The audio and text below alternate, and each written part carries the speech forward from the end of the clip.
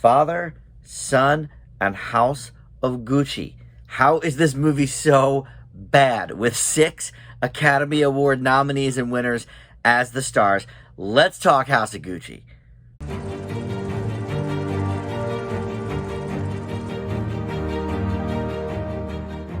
Hey guys, Dan here. This is Dan Reviews It. Welcome to my spoiler-free review for the new movie House of Gucci. It's in theaters right now, and boy, was this thing getting a ton of Oscar buzz about a month ago. Directed by the very famous Ridley Scott, and starring 6 Oscar nominees and or winners, but it is a complete mess. Before we talk about the film, I do want to welcome you into Dan Reviews It. Thank you for finding this video and my channel. If you like what you're seeing, please consider subscribing down below there. Would love to have you aboard as we approach 900 subs. Let's get right into this movie. My goodness. All right, so like I said, it's in theaters now exclusively. So this is one that you do have to see on the big screen, for better or worse. This is based on a book from about 20 years ago, and it is based on a true story, and the movie follows the wonderful Lady Gaga playing Patrizia Reggiani here, and Mr. Gucci himself, one of the members of the Gucci family anyway, played by Adam Driver, and their romance transforms into a fight for control of the Italian fashion brand of Gucci. Jared Leto, Jeremy Irons, Salma Hayek, and Al Pacino all round out the cast here. And I'm saying, I mean, these are big names, Oscar winners, Oscar nominees, all. And Ridley Scott as well. And yet, this movie misses the mark on so many levels. I was pretty excited to see this movie, for the most part because of the cast, specifically Lady Gaga, Adam Driver, Salma Hayek. I generally like all of these people. Jared Leto, I typically like him as well. But look, I am not a trailer guy, so I didn't see any trailers for this movie before I watched it. I saw the poster, and I knew sort of what it was about, the vague knowledge of the plot, but didn't know that Ridley Scott directed it. And we saw in the opening intro there that little Scott-free, his logo, his company's logo, and I thought, okay, well, he produced it, because he just came out with The Last Duel like a month and a half ago, and so I don't know, I just didn't think, oh, he's going to have 2 major releases here, within a couple of months of each other. But with COVID shuffling everything around, I suppose that's kind of par for the course lately. But I thought maybe he was producing it, and then as the credits started rolling, his name came up. I just, was like, okay, well, obviously, that's why this movie has so many problems. Ridley Scott directed it. Let's start there. I think Ridley Scott has some great films in his history. Thelma and Louise, I just recently watched a few months ago for the very first time for the 30th anniversary of that. But, even before that, obviously, he is firmly entrenched into the alien world. And he's actually released a few, even in the past decade, that I really enjoyed. The Martian is among my top 25 of the decade. Prometheus was very good. That's stemming again from sort of the alien history. And All the Money in the World was really good as well.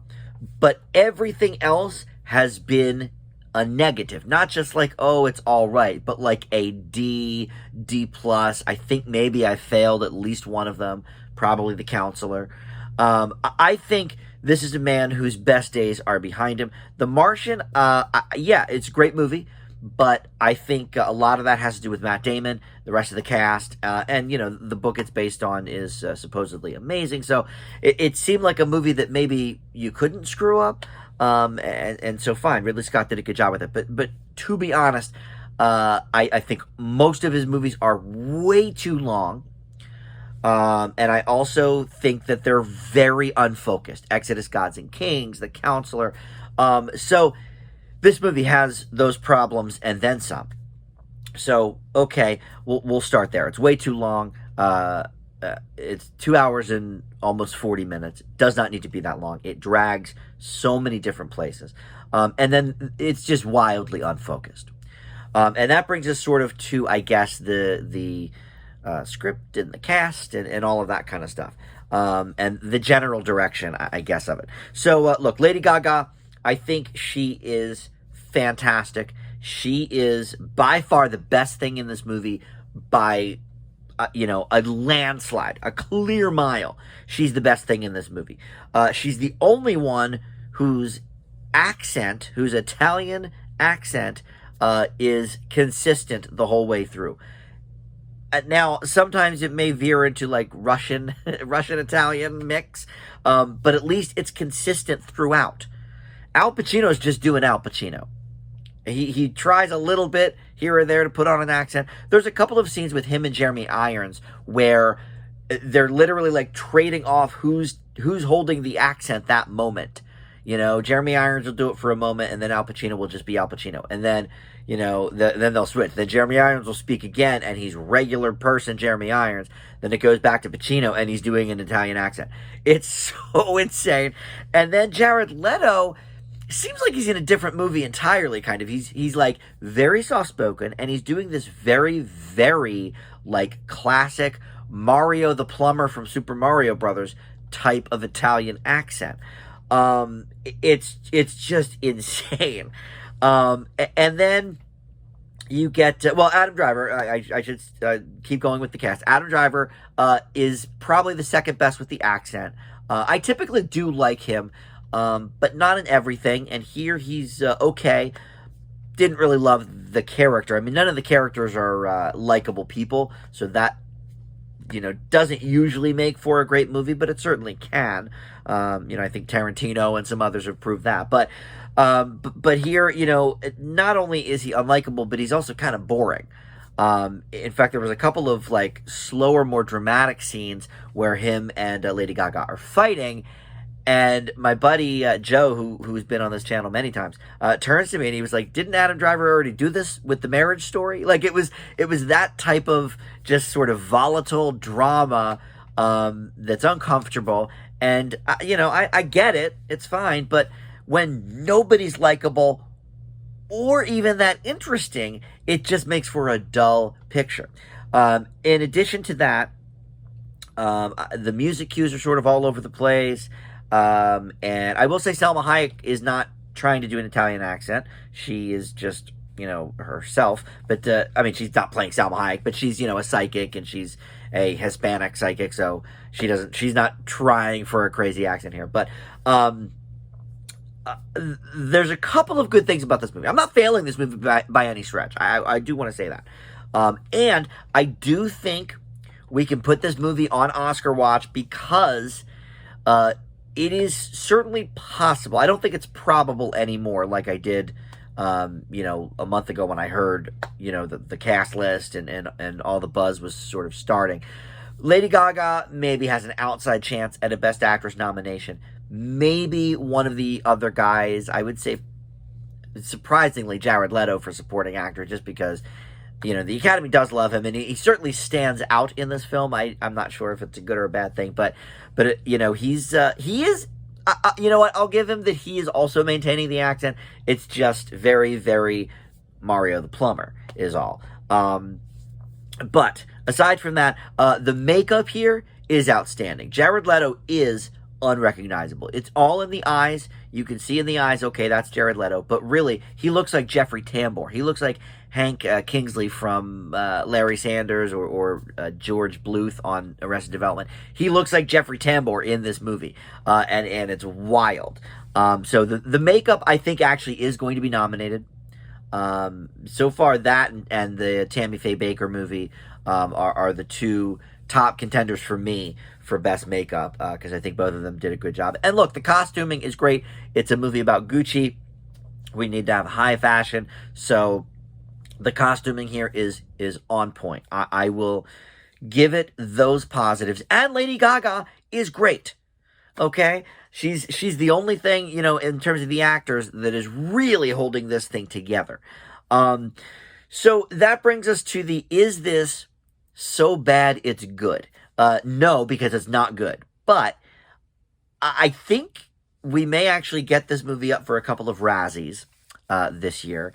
And it's not quite to the level of, some of the classic Razzie movies, Showgirls, and, some of the really, really over the top stuff. But this movie doesn't quite know whether it wants to lean into the camp or be a straight ahead character study / drama.